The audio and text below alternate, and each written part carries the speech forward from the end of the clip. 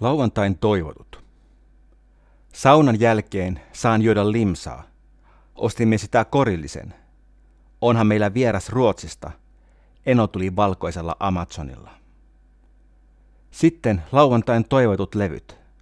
Lähes ainoa ohjelma koko viikon aikana, jossa saatettaisiin soittaa rockia. Hannu laittaa mankkaan kytketyn mikin lähelle radion kaiutinta. Tulisiko tänään hyviä kappaleita?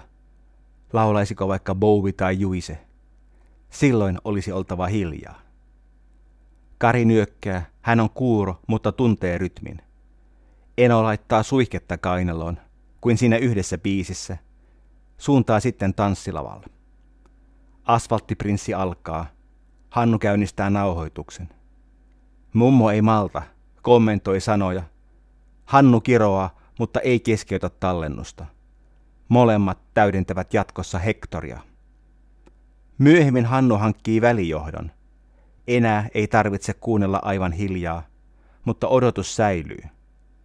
Tulisiko tänään hyviä kappaleita?